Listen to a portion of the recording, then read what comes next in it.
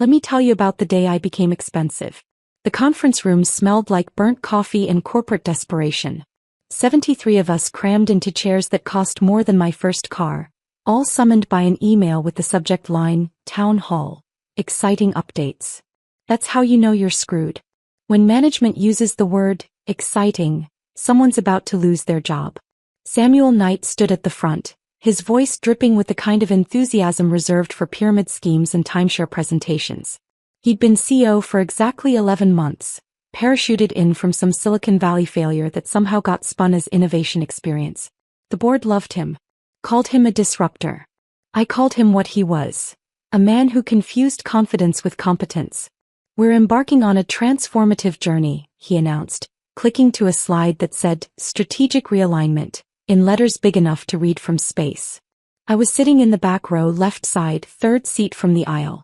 Close enough to hear everything. Far enough to see the faces of everyone who'd know what was coming before I did. My name is Isabella Rhodes. 42 years old. 17 years with Stratford Global Solutions, a defense contracting firm that made its money keeping government secrets and Pentagon budgets flowing. I wasn't a project manager or an executive assistant or whatever diminishing title they'd eventually try to stick on my tombstone. I was the Chief Regulatory Compliance Officer for all federal and defense-adjacent contracts. The person who made sure that when senators asked where their money went, we had answers that kept us out of prison. But Samuel didn't understand that. To him I was overhead.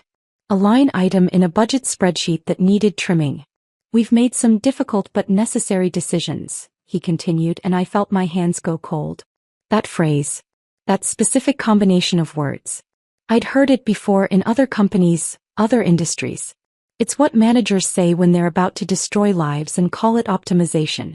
He clicked to the next slide. Names. 7 of them. Mine was third. Isabella Rhodes. He read aloud like he was calling attendance in middle school. We thank her for her years of dedication. However, as we streamline our operational framework and pivot toward a more agile infrastructure, we need to make space for fresh perspectives and dynamic talent. Fresh perspectives. Dynamic talent. Corporate poetry for, we're replacing you with someone cheaper who doesn't know what they don't know. I didn't stand up. Didn't gasp. Didn't cry. I just sat there, hands folded in my lap, watching 72 other people avoid eye contact. A few looked sorry. Most looked relieved it wasn't them. Someone in the front row actually started clapping.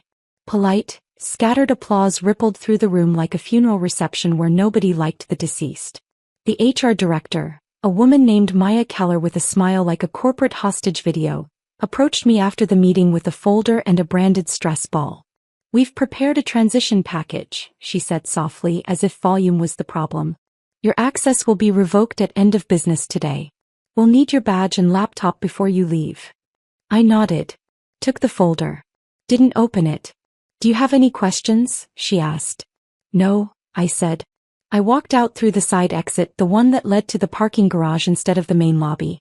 Didn't want to parade past the office I'd occupied for 17 years like some fired contestant on a reality show. The elevator doors closed, sealing me into that small metal box, and that's when I pulled out my phone.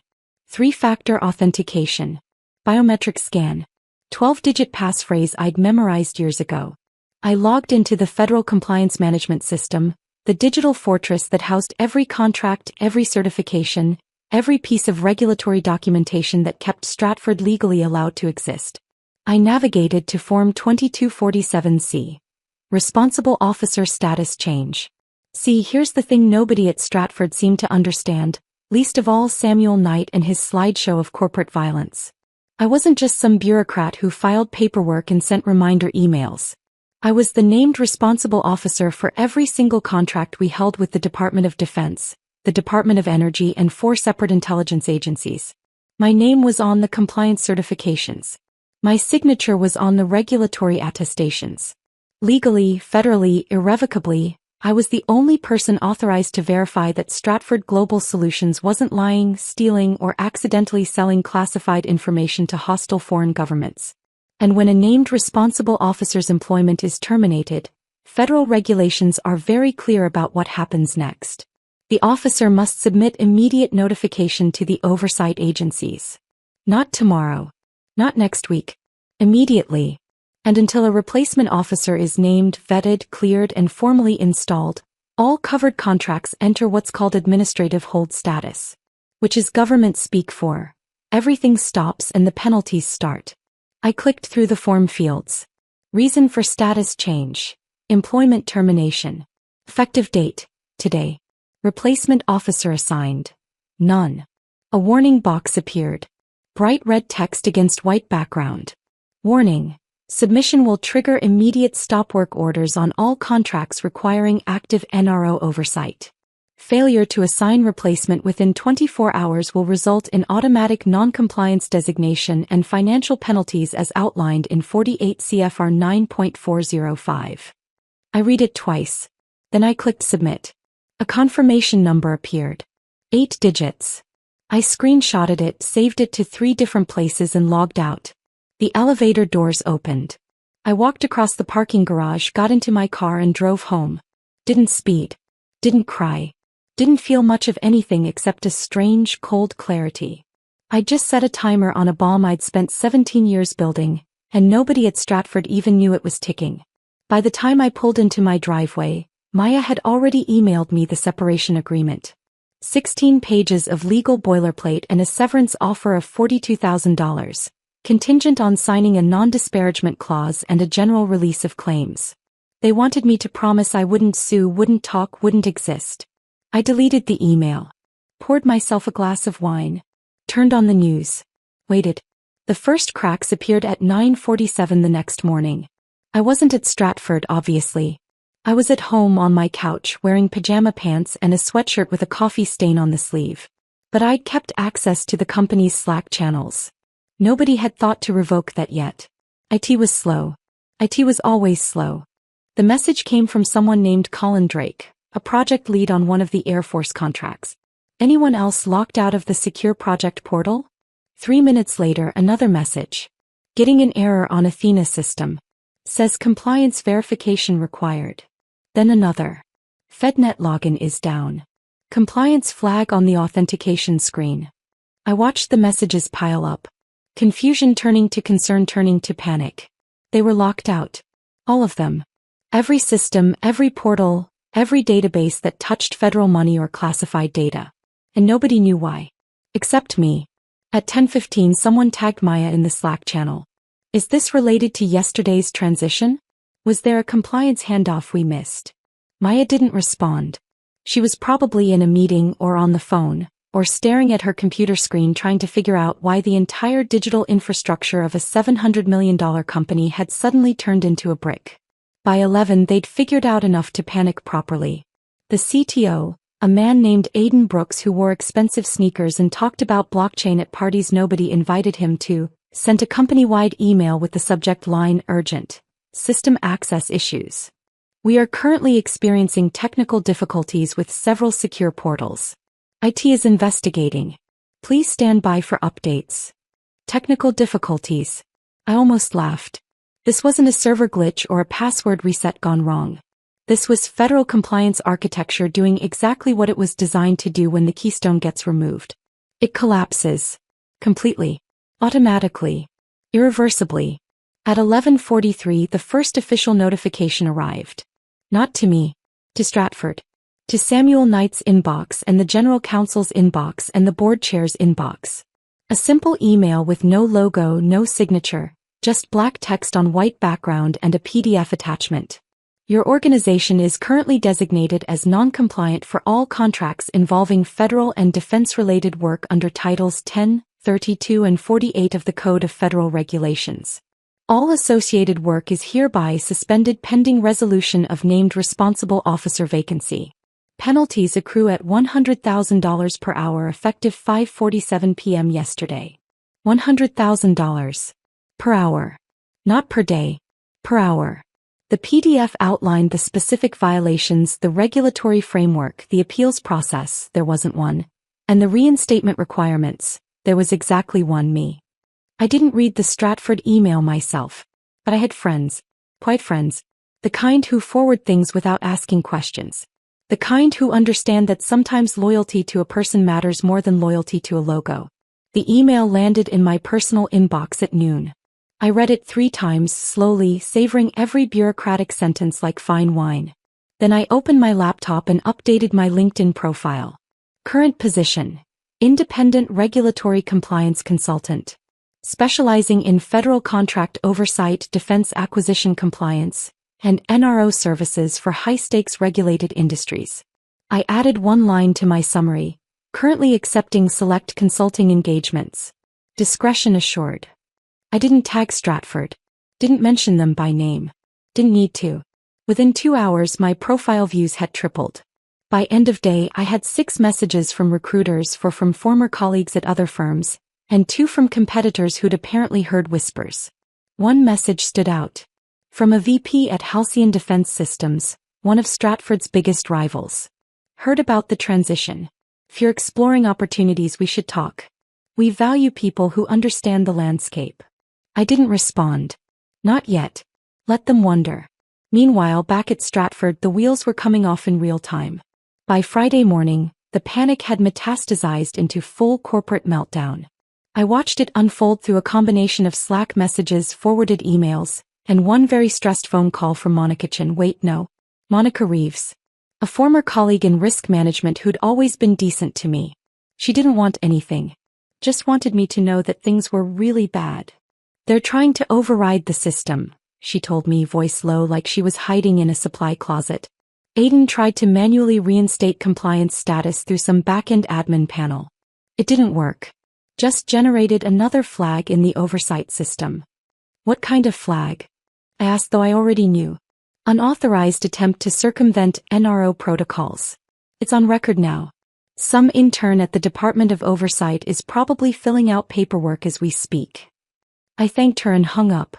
Pulled up my notes from years ago, back when I'd helped rewrite Stratford's entire compliance charter after a near-miss export control violation that almost cost us our license.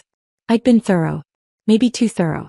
I'd built redundancies and safeguards and tripwires into every system, every process, every single point where the company interfaced with federal authority.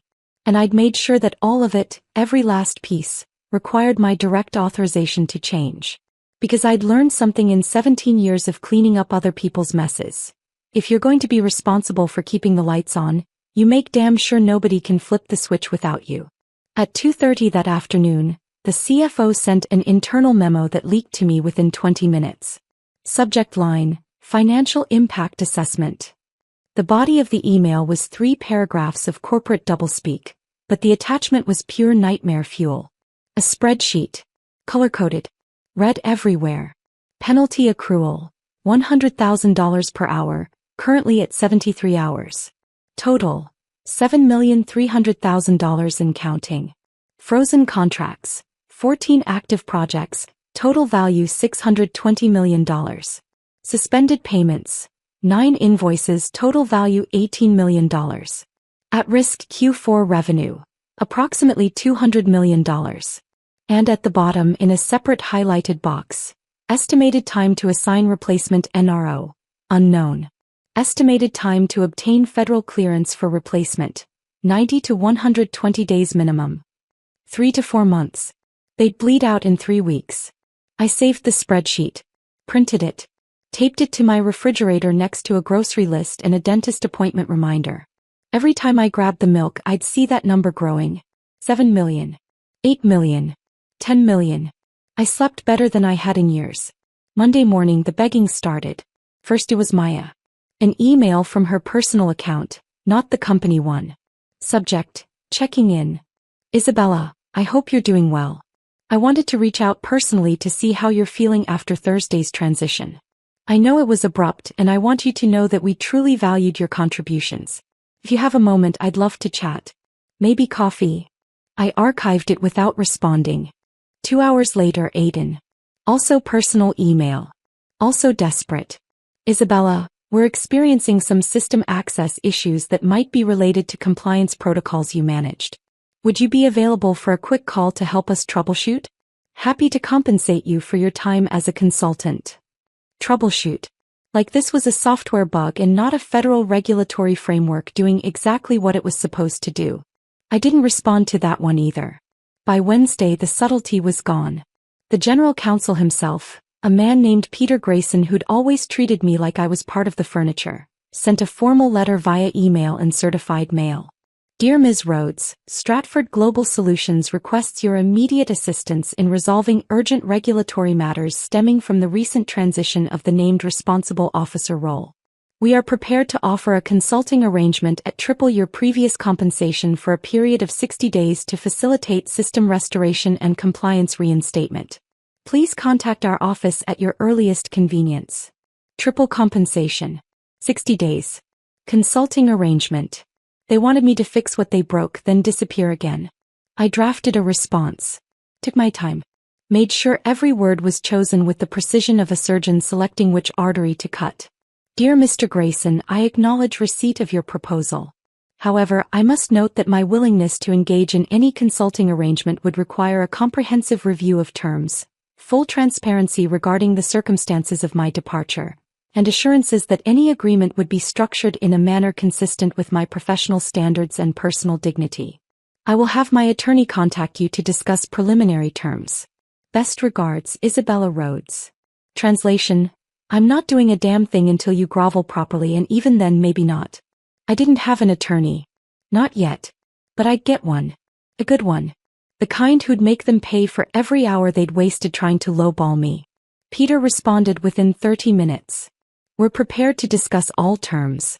Please provide your attorney's contact information. I smiled.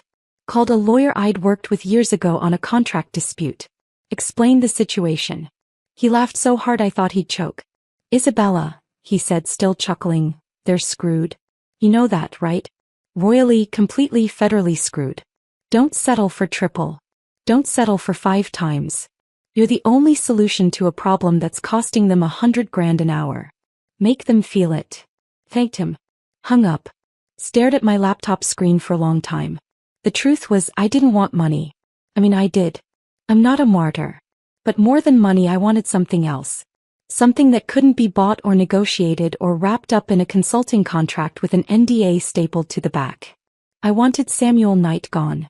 Thursday afternoon, the board of directors held an emergency meeting. I wasn't there, obviously. But I had sources. Always had sources. People who owed me favors. People who'd seen me save their projects from compliance disasters and remembered what loyalty looked like. The meeting was closed door. No recordings. No minutes. Just 8 board members, Samuel, Peter, and Aidan, sitting in a room that probably cost more per hour than most people make in a month. According to my source, someone who shall remain nameless and completely protected, the meeting started with Samuel trying to blame everyone else. Middle management. Sir. Anyone but himself. This is a process failure, he said, pointing at a slide titled Root Cause Analysis. We should have had redundancies in place. The compliance team should have flagged this risk during succession planning. The board chair, an older woman named Piper Donovan who'd been with Stratford since before I was born, cut him off mid-sentence.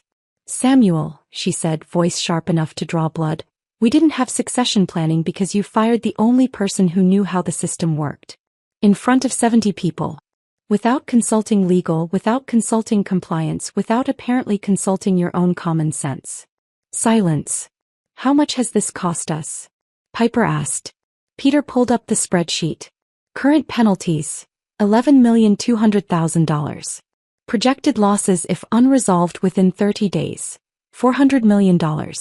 And how do we fix it? Piper asked. Peter hesitated. We need Isabella Rhodes to voluntarily reinstate her NRO status and sign over the designation to a qualified replacement. Can we force her? No. Federal regulations require voluntary participation. If we attempt coercion or if she formally declares herself unwilling, the system locks for 6 months. No appeals. No workarounds. Piper turned to Samuel. So you fired the one person we legally cannot function without, and now we're hostage to whether or not she feels like helping us. Samuel started to respond, but Piper held up a hand. I've heard enough. Samuel, you're suspended effective immediately pending a full board review. Peter, draft whatever offer it takes to get Isabella Rhodes back in this building. I don't care if we have to mortgage the company jet. Fix this. My source sent me that summary in a text message at 7 p.m. I read it twice. poured myself a bourbon, sat on my back porch and watched the sun set over the hills behind my house. Samuel Knight suspended. Not fired yet. But suspended. It wasn't enough. Not yet. Friday morning I got the call. Not from Peter. Not from Maya. From Piper herself. "Ms. Rhodes," she said, no preamble, no small talk. "I owe you an apology. What happened last week was unconscionable. Samuel acted without board approval, without proper process, and without understanding the consequences. We'd like to make this right." "Make it right how?" I asked. "Name your terms." I let the silence sit for a moment. Then I said, "I'll send you a proposal by end of day. But Piper, let me be clear. I'm not interested in coming back as an employee. I'm not interested in a consulting gig. If you want me to fix this, it's going to cost you more than money." "I understand," she said. "Send the proposal." I hung up, opened a blank document, started typing. The proposal was 2 pages. Short, precise, no ambiguity. Terms for reinstatement of named responsible officer status. 1. Immediate payment of $12,500,000 to Isabella Rhodes, wired within 48 hours of agreement execution. This is not a salary. This is not a consulting fee. This is compensation for 17 years of institutional knowledge, risk management, and crisis prevention that you just tried to throw away. 2. Full restoration of all benefits, including health insurance, retirement contributions, and stock options, backdated to the date of termination. All equity that would have vested during my tenure will vest immediately. 3. Samuel Knight resigns as CEO effective immediately, with no severance package beyond what his contract legally requires. His departure is announced publicly, with the board citing strategic differences. No spin. No golden parachute. Just gone. 4. I will serve as an external compliance advisor for a period of 90 days to facilitate NRO transition to a qualified replacement. During this time I work remotely. I set my own hours. I answer to Piper and the board, not to management. 5. A formal public acknowledgement in writing that my termination was made in error and that the company recognizes my contributions to its success. Failure to accept these terms within 72 hours will result in my formal written declaration of unwillingness to return, which will lock NRO reinstatement for 6 months per federal regulations under 48 CFR 9.405-2. During that time your penalty clock keeps running. Your contracts stay frozen. Your competitors smell blood in the water. And I sleep just fine. I attached the document to an email. Sent it to Piper, Peter, and every member of the board. CC'd my attorney. Then I went for a walk. Long one. Down to the park near my house where there's a pond and some ducks and usually nobody else this time of year. I sat on a bench and watched the water and thought about the last 17 years. The late nights. The emergency calls at 2 a.m. because some contractor had screwed up an export license. The audits I'd prepped for. The senators I'd briefed. The crises I'd defused before they became headlines. I'd given Stratford everything. And they'd thanked me with a cardboard box and applause. Now they'd pay. Not just in money. In pride. In power. In the public humiliation of watching their golden boy CEO walk out the door because one woman they'd underestimated had been holding the keys to the kingdom the whole time. The response came Saturday morning. Earlier than I expected. From Piper. Just 3 words. "We accept. Call me." I called. "The board voted unanimously," she said. "All 5 terms. Samuel is being informed this afternoon. The wire transfer will process Monday morning. Can you come in Tuesday to begin the transition process?" "Wednesday," I said. "I have plans Tuesday." I didn't have plans. I just wanted them to wait one more day. "Wednesday works," Piper said. "Isabella, for what it's worth, this should never have happened. You were right. About all of it." "Yes," I said. "I was." I hung up. Sat very still for a moment. Then I called my attorney and told him to watch for the wire transfer. $12,500,000. More money than I'd made in my entire career. More money than I'd ever imagined having. But honestly, the money wasn't the best part. The best part was the text message I got Sunday evening. From Monica Reeves. "Samuel just cleaned out his office. Security walked him out. He looked like he'd been hit by a truck. Thought you'd want to know." I did want to know. I wanted to know very much. I went back to that park. Same bench. Watched the ducks. Thought about power and systems, and the difference between being important and being irreplaceable. For 17 years I'd been the firewall between Stratford and disaster. I'd been invisible. Underestimated. Taken for granted. They'd thought I was just a bureaucrat shuffling papers and sending reminders. But I wasn't. I was the load-bearing wall. And when they knocked me down, the whole structure came down with me. Wednesday morning I walked into Stratford's headquarters at exactly 9 a.m. Didn't go through the main entrance. Went through the executive lobby, the one with the marble floors and the abstract art that cost more than most people's houses. Piper met me personally. Shook my hand. Thanked me. Walked me to a conference room where Peter and 2 other board members were waiting with a stack of documents. The wire transfer confirmation. Printed. Highlighted. $12,500,000. Deposited into my account at 8:47 that morning. The benefits restoration agreement. Signed by the board chair, the CFO and the head of HR. The public statement already drafted, ready for release. Stratford Global Solutions announces the departure of CEO Samuel Knight, effective immediately. The board thanks him for his service and looks forward to a new chapter of leadership. Additionally, the company acknowledges that the recent transition of Isabella Rhodes from her role as Chief Regulatory Compliance Officer was made in error. Ms. Rhodes's contributions to Stratford's success over 17 years have been invaluable, and we are grateful for her continued partnership as we move forward. I read it twice.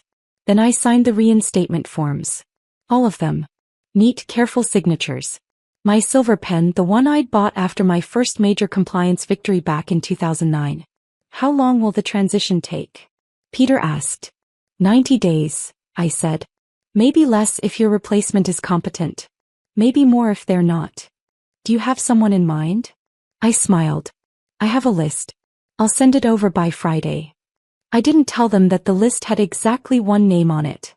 Monica Reeves. The only person at Stratford who'd treated me like a human being instead of a resource. The only person who'd earned the right to sit in the chair I'd built. The rest of Wednesday was paperwork. Forms. Authorizations. Reactivating my credentials. Sending notifications to every federal oversight agency that the NRO vacancy had been filled and compliance status was being restored. By Thursday morning, the systems were back online. The contracts were unfrozen.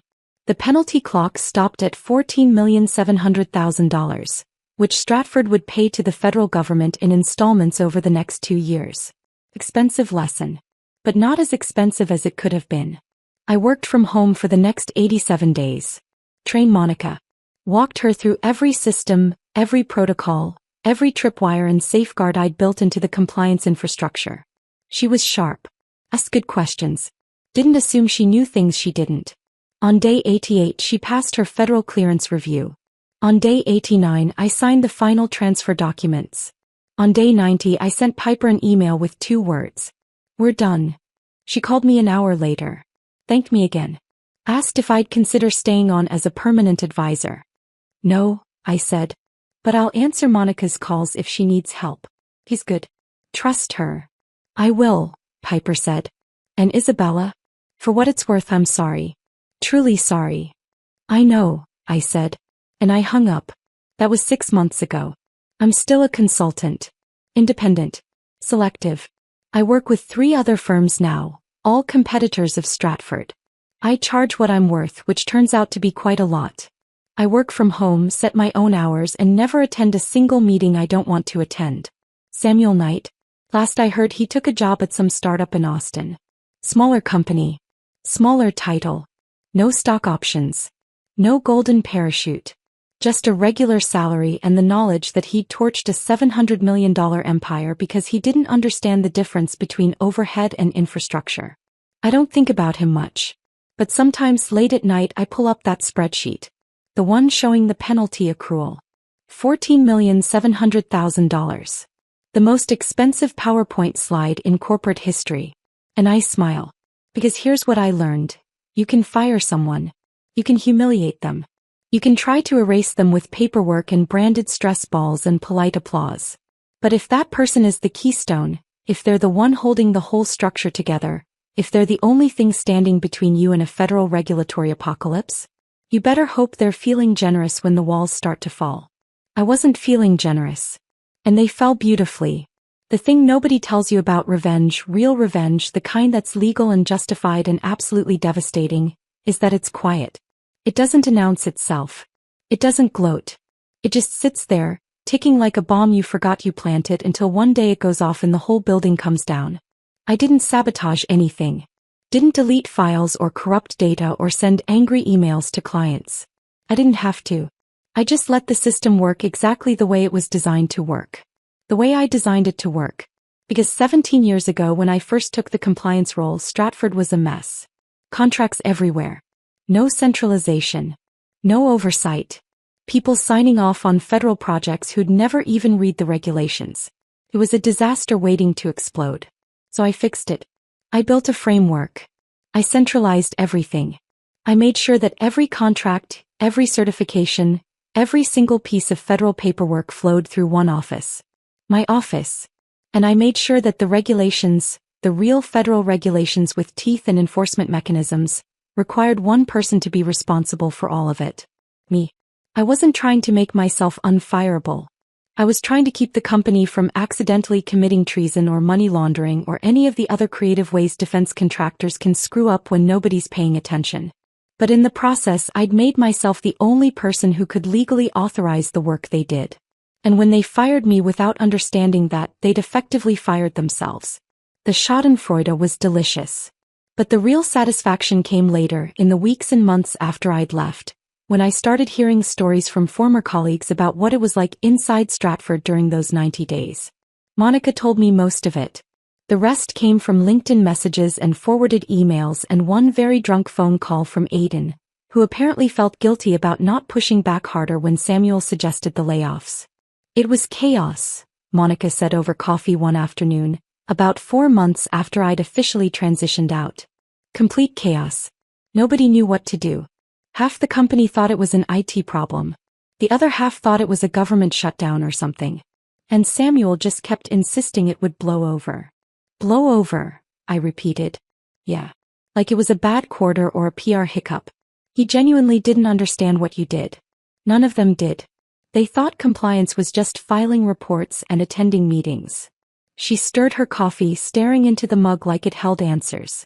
The worst part was watching them try to fix it without you. They brought in consultants. Expensive ones. 3 different firms. Paid them millions of dollars to figure out what was wrong. And every single one of them came back with the same answer. You need Isabella Rhodes. There's no workaround. There's no shortcut. She built this system, she's the only one who knows how it works, and more importantly, she's the only one the federal government recognizes as authorized to operate it. I sipped my tea. Must have been frustrating for them. Monica laughed. Frustrating doesn't cover it. Samuel tried everything. He even contacted some former Pentagon official he knew, tried to pull strings to get the regulations waived or bent or something. The guy apparently told him, and I'm quoting here, "The regulations don't care about your quarterly earnings. Fix your internal problems or lose your contracts." Good advice, I said. He didn't take it well. Started yelling at people. Blamed Peter for not catching the issue in legal review. Blamed Maya for processing the termination too fast. Blamed you for being, and again I quote, unnecessarily difficult. Difficult, I said. Piper shut him down pretty fast after that. Told him he'd created the problem and he'd better start working on solutions instead of scapegoats. That's when they reached out to you the first time. The consulting offer, I said. Right. Triple salary for 60 days. They actually thought you'd take it.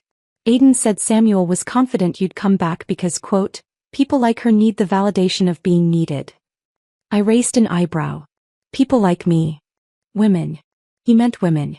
Specifically, women over 40 who he assumed were desperate to stay relevant. I set down my tea. Carefully. Did he actually say that? Piper was in the room. She fired him on the spot. Well, suspended him. But same effect. The board voted him out 2 days later. Good. That detail hadn't made it into the official story. Piper had been diplomatic in her public statements, talking about strategic differences and new directions. But knowing that Samuel had been stupid enough to show his whole ass in front of the board chair made the victory even sweeter. What happened after that? I asked. Panic, Monica said. Pure panic. They realized they'd burned the only bridge that mattered and now they were stuck. Peter drafted like 6 different proposals trying to figure out what you'd accept. The board was terrified you'd just walk away and let them collapse. I considered it, I admitted. I know. That's what scared them. They couldn't threaten you, couldn't bribe you, couldn't manipulate you. You had all the power and they'd spent 17 years teaching you exactly how little they valued you. Not a great negotiating position. She smiled. For what it's worth, watching Samuel clean out his office was one of the best moments of my career. He looked so confused. Like he couldn't understand how this had happened to him. Consequences are confusing when you've never experienced them before, I said. Monica laughed again then got serious. Isabella, I need to ask you something. And you can tell me to shut up if it's none of my business. Go ahead. Why didn't you just let them burn? You could have. You could have walked away, let the contracts collapse, let the company implode. Why did you come back at all? I thought about that. It was a good question. Honest question. Because, I said slowly, letting them burn would have hurt a lot of people who didn't deserve it. The engineers. The project managers. The people who'd worked with me for years and never treated me like I was disposable. The Stratford had collapsed completely, hundreds of people would have lost their jobs. Good people. People I cared about. So you came back for them. I came back on my terms, I corrected. I made sure Samuel paid the price for his incompetence. I made sure the board understood exactly what they'd done. And I made sure I got compensated properly, not just for the work I'd done, but for the work I'd prevented them from having to do. But yeah, at the end of the day I came back because some things are bigger than revenge. Monica nodded. Well, for what it's worth, everyone knows what you did. The real story, not the official one. And everyone knows Samuel tried to destroy you and ended up destroying himself instead. Good, I said. Let them know. Let every other CEO and board member and executive in this industry know that you can't just throw away the people who keep your company functional. Eventually, the bill comes due. We finished our coffee. Talked about other things. Her transition into the NRO role. The new CEO, a woman named Catherine Lang who'd actually read the compliance charter before accepting the position. The projects that were back online. The contracts that had been renewed. Stratford survived. Diminished, damaged, but alive. They'd lost about 30% of their market value during the crisis. Several major contracts had gone to competitors. Their reputation in the industry had taken a hit that would take years to repair. But they survived. And I was free. Free from the late nights and the emergency calls and the constant pressure of being the only thing standing between a corporation and its own stupidity. Free from the politics and the meetings and the performance reviews where my communication style was always too direct and my team participation was always insufficient, even though I'd saved more projects than the entire executive team combined. Free to work when I wanted, where I wanted, for clients who actually valued what I brought to the table. The consulting work was better than I expected. Turned out there was a huge market for someone who actually understood federal compliance and wasn't afraid to tell companies when they were screwing up. I worked with defense contractors, aerospace firms, technology companies trying to break into government work. I charged what I was worth, which was a lot, and I never, ever accepted a job that required me to be in an office 5 days a week or attend a team-building retreat or pretend to care about corporate culture. I bought a house. Bigger than I needed, but I'd earned it. View of the mountains. Home office with proper lighting and a door that locked. Garden in the back where I grew tomatoes and herbs and absolutely nothing that required a compliance certification. Sometimes late at night I'd get messages on LinkedIn. From other women in similar positions. Mid-level managers with decades of experience, holding together critical systems nobody else understood, watching younger, less qualified men get promoted over them. They'd ask how I'd done it. How I'd stood up to the company. How I'd won. And I'd tell them the truth. I didn't win because I was brave or clever or because I'd planned some elaborate revenge. I won because I'd spent 17 years doing my job so well that the company literally couldn't function without me, and they were too stupid to realize it until I was gone. I'd tell them to document everything. To make themselves invaluable. To understand the systems they worked with so deeply that nobody else could replicate what they did. Not out of spite but out of professionalism. Because the better you are at your job, the more power you have when someone tries to take it away from you. Some of them listened. Some didn't. But the ones who did, the ones who really understood what I was saying, they'd message me months later with their own stories. Not always as dramatic as mine. But victories nonetheless. Severance packages that actually reflected their value. Promotions they'd been denied for years. Consulting contracts that paid what they deserved. Small rebellions. Quiet wins. The kind that don't make headlines but change lives. And every single one made me smile. Because here's the thing about power. It's not about being loud or aggressive or demanding. It's about knowing your value. Understanding your leverage. And being willing to walk away if they won't treat you right. I'd spent 17 years being the person who fixed problems. Who stayed late. Who took the hard calls and the difficult clients and the impossible deadlines. Who made sure the company didn't accidentally commit federal crimes. And when they fired me, they learned a valuable lesson.